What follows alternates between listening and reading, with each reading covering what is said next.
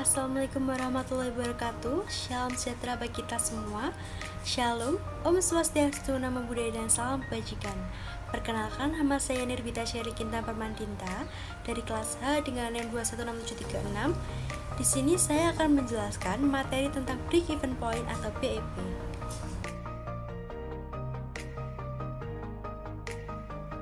Masih banyak orang yang menyalahartikan bahwa break-even point atau BEP merupakan balik modal. Padahal balik modal dan break-even point memiliki definisi yang berbeda. Dalam istilah akuntansi, balik modal bisa diartikan sebagai return of investment, di mana yang dihitung adalah modal yang Anda keluarkan untuk menjalankan bisnis sehingga mampu memberikan keuntungan pada jangka waktu tertentu. Sedikit berbeda dengan balik modal, break-even point lebih memperhatikan besaran biaya operasional yang dikeluarkan berdasarkan aktiva tetap dan tidak tetap. Seperti yang sudah disebutkan sebelumnya, break-even point atau BEP merupakan titik di mana jumlah pendapatan sama dengan jumlah pengeluaran atau biaya yang dikeluarkan untuk memproduksi barang, jasa, atau yang disebut dengan titik impas. Berbeda dengan return of investment, di mana berfungsi sebagai analisis seberapa efisien penggunaan modal yang dikeluarkan untuk menjalankan usaha. Analisis BEP membantu bagaimana perusahaan bisa mengefisiensikan produksinya untuk mencapai laba yang optimal. Adapun beberapa fungsi dan tujuan dari perhitungan break-even point atau BEP, yaitu pengusaha mampu menentukan volume kapasitas produksi yang tersisa setelah BEP tercapai. Hal ini akan membantu perusahaan memproyeksi laba maksimumnya. Pengusaha bisa menentukan langkah efisien kerja yang bisa dilakukan.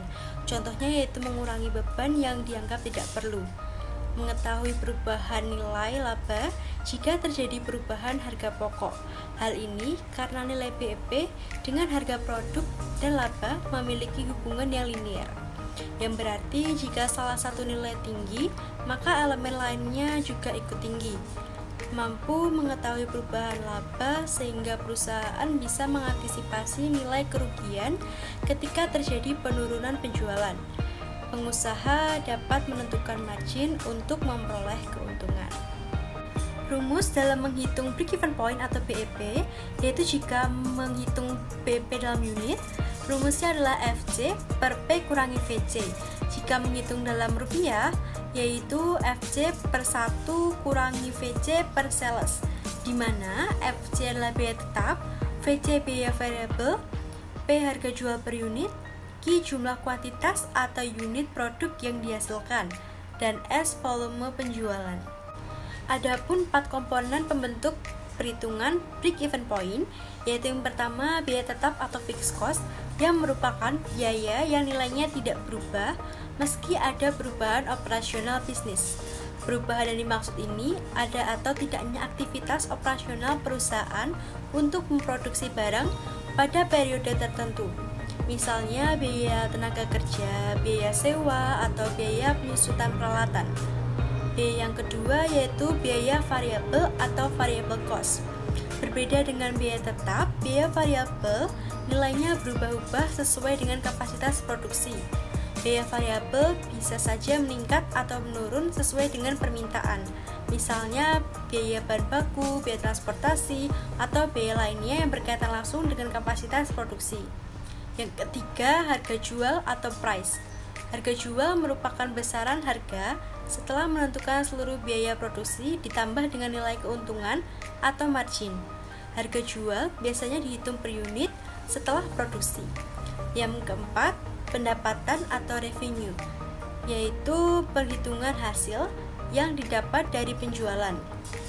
Jumlah pendapatan didapat dari harga jual dikalikan dengan jumlah produk yang terjual. Nilai pendapatan berfungsi untuk proyeksi pendapatan pada periode selanjutnya dengan nilai keuntungan dan atau jumlah unit dan harga yang berbeda.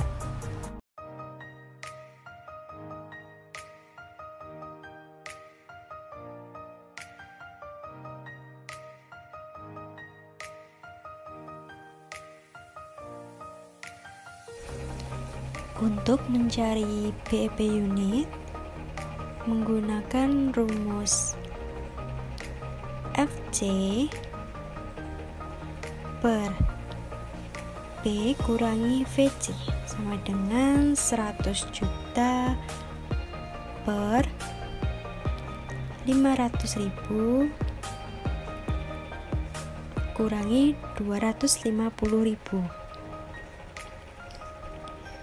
sama dengan 100 juta per 250.000 sama dengan hasilnya adalah 400 unit.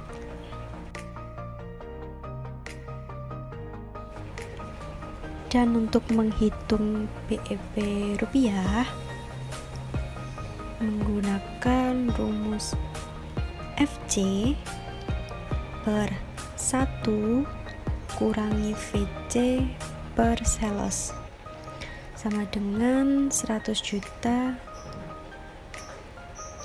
per 1 kurangi 250.000 per 500.000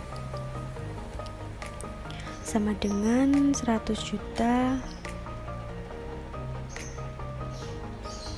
per 1 kurangi 0,5 sama dengan 100 juta